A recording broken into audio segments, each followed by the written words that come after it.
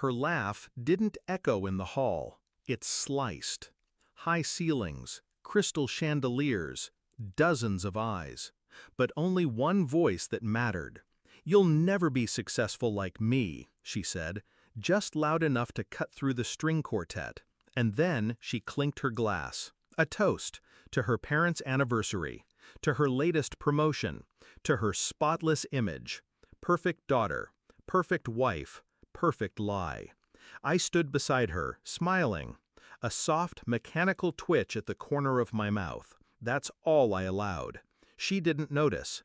None of them did. The room applauded her speech. I stared at the reflection in my wine glass and said it under my breath. "Wanna bet?" I slipped my hand into my jacket pocket, found the number, tapped it. 1 ring. 2. The voice on the other end was dry and professional. I gave the green light.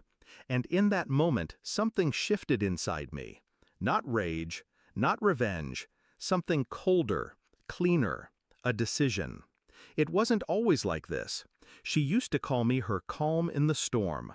Now, she was the storm, and I was just standing in it, letting it soak me to the bone.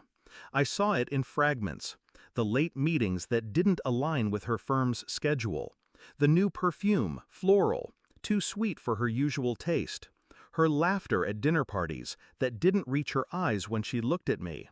I kept notes, dates, times. Her lies weren't loud. They were soft, subtle, like silk wrapping a blade. The moment that snapped something in me wasn't even dramatic. It was Tuesday. She came home humming.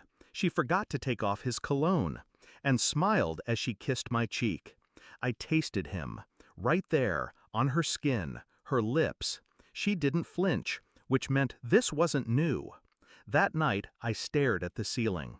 I didn't cry, didn't rage, I planned. I started with her calendar, took photos when she showered, synced her phone to my old laptop. She never noticed. She never imagined I was capable of anything beyond submission. That was her first mistake. I hired someone for the surveillance. Quiet, discreet, professional. I asked for discretion. What I got was proof.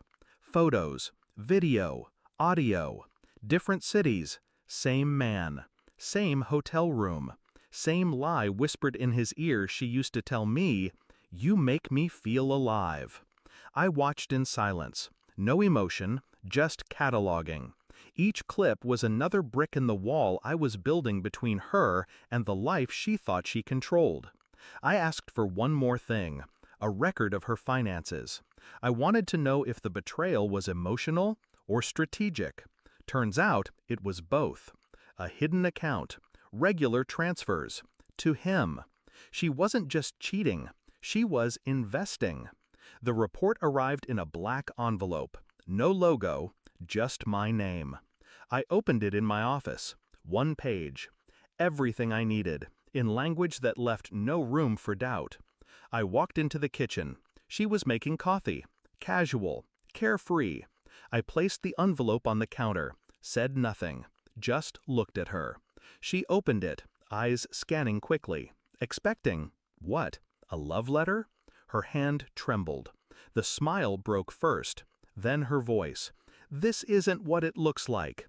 I tilted my head. "Isn't it?" She backed up a step, then another. She looked afraid, for the first time in our marriage. "Good. I can explain," she whispered. "I'm sure you can." And I meant it. She could explain it to the board, to her family, to the world. I was done listening. I made the call right before her speech, to the journalist, to the auditor, to her boss, to her father.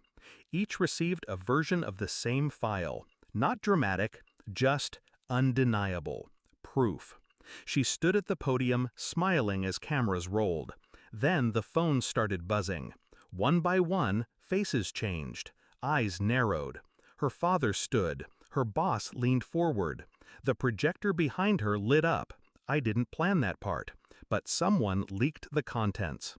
And suddenly, the anniversary montage became a slideshow of betrayal. Frozen frames of her in bed with a man that wasn't me. The room went silent. Her voice cracked. My glass touched my lips, but I didn't drink. I just watched her unravel. And then I stood, walked out, never looked back. People say heartbreak makes you bitter, but bitterness is loud. This was silence, crisp, clean, absolute. She tried to call. I changed my number. She sent letters. I returned them unread. The truth ruined her, but it set me free. I'm not angry anymore. I don't miss her. I don't love her. What I loved never existed. It was her performance, and I was just the audience. Not anymore. Now, I write my own script. No applause needed. Just this. Silence.